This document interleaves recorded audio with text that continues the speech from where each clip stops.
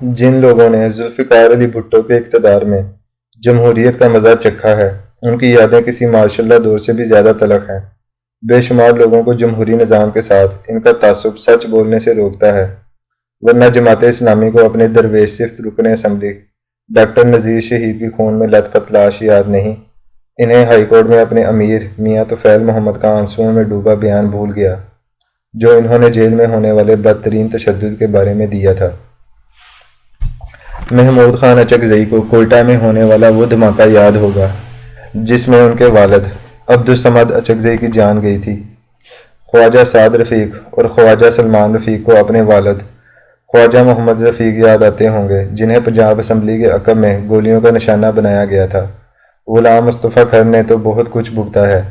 میاں افتخاری تاری سمیت اس کے کئی ساتھی لاپتہ افراد تھے، جنہیں ایک خفیہ مقام دلائی کیمپ میں کئی سال رکھا گیا تھا۔ الطاف حسن قریشی، مجیب الرحمان شامی اور حسین نقی تو ان لاتعداد صحافیوں میں سے آج بھی زندہ ہیں جن کے نہ صرف اخبارات بند کیے گئے بلکہ انہیں کئی سال جیل کی سلاخوں کے پیچھے گزارنا پڑے۔ سردار اختر مینگل کو اپنا بھائی تو ضرور یاد آتا ہوگا، جس کی لاش کو وہ آج تک ترستے ہیں۔ عطا اللہ مینگل کی حکومت کو ذاتی انا پر قربان کر کے جس آرمی ایکشن کا آغاز کیا گیا، اس کے زخم آج بھی بولتے ہیں۔ بھٹو کی پیپلز پارٹی کا کمال یہ ہے کہ یہ لوگوں کے زخم تازہ رکھنے کے لیے کچھ نہ کچھ ایسا ضرور کرتی رہتی ہے، جیسے بلوچستان میں آرمی ایکشن کے انچارج جنرل ٹکا خان کو پہلے پارٹی کا سیکرٹری جنرل بنایا اور پھر پنجاب کا گورنر بھی لگا دیا۔ حبیب جالب یوں تو ہر دور میں قید رہا، لیکن بھٹو کے دور میں اسے غداری کے مقدمے میں جیل بھیجا گیا تھا۔ یہ وہی حیدرآباد سازش کیس تھا جس میں ولی خان، غوث بخش بزنجو، عطا اللہ مینگل، نواب خیر بخش مری جیسے سرداروں کے ساتھ نحیف و نزار حبیب جالب بھی غداری کا مقدمہ بھگت رہا تھا۔ پنجاب کے آرٹسٹ وزیر اعلیٰ حنیف رامے کی بیوی شہین رامے کھانا لیے جیل کے دروازے پر کھڑی رہتی، لیکن کوئی ملاقات نہ کرواتا۔ ایسی جمہوری فضا میں گجرات کے شیشہ نوالا دروازہ سے تھوڑی دور ایک بہت بڑی کوٹھی کے وسیع و عریض لان میں چودھری ظہور الہی محفل لگایا کرتے تھے۔ اس زمانے میں کالجوں اور یونیورسٹیوں میں الیکشن ہوتے تھے، اس لیے اسٹوڈنٹس یونین کے ممبران اپنی نوجوان افرادی قوت کی وجہ سے بہت اہمیت کے حامل تھے۔ جاوید ہاشمی، فرید براچہ، حسین حقانی، حافظ ادریس، لیاقت بلوچ، بارک اللہ خان، شیخ رشید اور ایسے لاتعداد چہرے جو بعد میں پاکستانی سیاست کی افق پر ابھرے، اسی دور میں اسٹوڈنٹس یونین کے انتخابات کی عطا ہیں۔ میں چونکہ زمیندار ڈگری کالج کی یونین کا انتخاب جیت چکا تھا، اس لیے مجھے چودھری ظہور الہی کے لان میں برپا ہونے والی محفلوں میں خاص جگہ ملتی تھی۔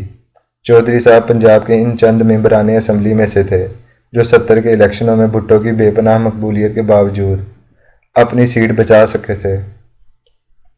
بھٹو کے خلاف پہلی بڑی تحریک قادیانیوں کو اقلیت قرار دینے کے لیے چلائی گئی تھی۔ یوں تو اس کا مرکز و محور مساجد و علماء تھے، لیکن چودھری صاحب چونکہ اس کا حصہ تھے، اس لیے دن بھر کے جلسوں اور جلوسوں کے بعد شام کو ان کے لان میں دیر تک محفل سجتی۔ تحریک ختم نبوت کے اولین سالاروں میں بر صغیر کے سب سے بڑے شعلہ بیان مقرر سید عطا اللہ شاہ بخاری کا نام آتا ہے۔ ان کے فرزند سید عطا الحسن بخاری میرے گھر سے چند قدم کے فاصلے پر رہتے تھے۔ ہم دونوں گلی سے نکلتے، راستے میں بٹ کی دکان سے گولی والی سوڈے کی بوتل پیتے اور اس محفل میں جا نکلتے۔ پاکستان کے سیاسی افق پر موجود شاید ہی کوئی سیاستدان ایسا ہوگا جو بھٹو کی قید سے بچا ہو، وہ اس محفل میں ضرور آ نکلتا۔ اسی دوران گجرات کی ایک نشست پر ضمنی الیکشن آ گئے۔ بھٹو مقابلہ برداشت نہیں کیا کرتا تھا۔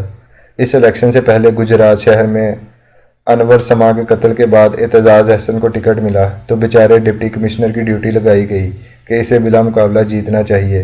اس غریب نے 24 امیدواروں کو ایسا غائب کیا کہ کوئی کاغذات نامزدگی جمع کروانے نہ آ سکا اور بیرسٹر اعتزاز احسن بلا مقابلہ منتخب ہو گئے، لیکن اس دفعہ انتظامیہ کی گرفت کمزور پڑ چکی تھی اور امیدواروں کی وجہ سے الیکشن کروانے پڑے تھے۔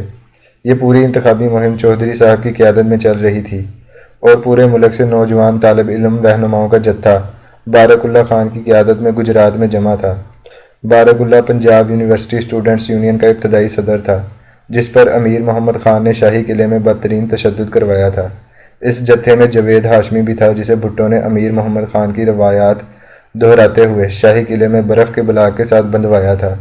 شیخ رشید اپنے جذباتی لہجے اور قدرتی والوں کے ہمراہ جلسوں میں گرجتا تھا۔ چودھری ظہور الہی اس وقت پورے ملک کی اپوزیشن کے دائرے کا وہ نقطہ تھے جہاں سب اکٹھا ہوتے۔ یہ وہ زمانہ تھا جب سیاسی محفلوں سے چودھری شجاعت اور چودھری پرویز الہی کو شاید عمدن دور رکھا جاتا تھا۔ لاہور کا ظہور الہی ہاؤس بھی پہلے ختم نبوت کی تحریک کا مرکز بنا اور پھر بھٹو کے خلاف اپوزیشن کی سرگرمیوں کا محور۔ چودھری صاحب کو گرفتار کر کے بلوچستان کے دور افتادہ اور پسماندہ ترین علاقے کوہلوں کی جیل میں رکھا گیا۔ نواب اکبر بگٹی نے ایک دفعہ اس سارے قصے کا تذکرہ کرتے ہوئے بتایا کہ بھٹو نے مجھے ظہور الہی کو قتل کروانے کے لیے کہا، جس کے جواب میں نے اسے کہا کہ ہم کرائے کے قاتل نہیں ہیں۔ یہی وجہ ہے کہ دونوں گھرانوں میں عزت و احترام اور محبت کا رشتہ مسلسل قائم رہا۔ بھٹو چلا گیا، ضیاء الحق آ گیا، بھٹو کو پھانسی دے دی گئی۔ چودھری ظہور الہی نے وہ قلم ایک سوینئر کے طور پر اپنے پاس رکھ لیا جس سے حکم نامہ تحریر ہوا تھا، اور پھر 25 ستمبر 1981 کو ماڈل ٹاؤن میں ان پر اس وقت حملہ ہوا جب وہ بھٹو کو پھانسی دینے والے جج مولوی مشتاق کے ہمراہ ایک گاڑی میں تھے۔ نشانہ دونوں تھے، لیکن چودھری صاحب دائی اجل کو لبیک کہہ گئے۔ میں پنجاب سے بلوچستان جا چکا تھا اور اس شام کو نواب بگٹی کی محفل میں جن الفاظ میں چودھری صاحب کا ذکر ہوا، میں نے کسی پنجابی لیڈر کا ایک بلوچ محفل میں ایسا ذکر نہیں سنا۔ 24 سال کے طویل وقفے کے بعد مجھے مشرف نے زبردستی پنجاب بھیجا، جہاں پرویز الہی وزیر اعلیٰ تھا۔ یہ خاندان اس وقت پرویز مشرف کا دست و بازو تھا اور میں سول سروس کی نوکری میں ہوتے ہوئے مشرف کے خلاف کالم لکھ رہا تھا۔ وزادار خاندان بھی چودھری شجاعت اور پرویز الہی دونوں نے کبھی ماتھے پر شکن ڈالی اور نہ ہی عبرت کا نشان بنانے کی دھمکی دی۔ ہم اپنے اپنے دائروں میں وقت گزارتے رہے۔ ان سے ایک تعلق خاطر قائم رہا جس میں کوئی غرض شامل نہ تھی۔ جب بھی کبھی ان کے گھر گیا دونوں کو یوں شیر و شکر پایا کہ رشک آتا۔ چند سالوں سے بچوں کی رنجشیں معلوم ہوئیں، وہ گلہ بھی کرتے تھے لیکن لگتا نہیں تھا کہ بات اس قدر بڑھ جائے گی۔ ذاتی رنجشیں اور گلے اپنی جگہ، لیکن اس وقت پاکستانی سیاست ایک ایسے دو راہے پر آ کر کھڑی ہو چکی ہے کہ لگتا ہے یہ اس ملک کی 75 سالہ تحریک کا فیصلہ کن موڑ ہے۔ گزشتہ کئی دہائیوں کے بوسیدہ ملبوس کو اتار پھینکنے کا وقت آن پہنچا ہے۔ ابھی تو یہ آغاز ہے، لیکن اس آغاز میں بھی کسی طور پر غلط رخ یا غلط قدم میں کھڑا ہونے کی کوئی گنجائش نہیں۔ جو بھی اس عوامی سیلاب کے مقابلے میں کھڑا ہوگا بہہ جائے گا، اس کی سیاست ختم ہو جائے گی۔ میری خواہش ہے کہ اس گھڑی میں چودھری ظہور الہی کا گھر ایک بار پھر ویسا ہی نظر آئے جیسا 1970 کی دہائی میں تھا، ہر تحریک کا مرکز، ہر احتجاج کا منبع اور ہر تبدیلی کا محور۔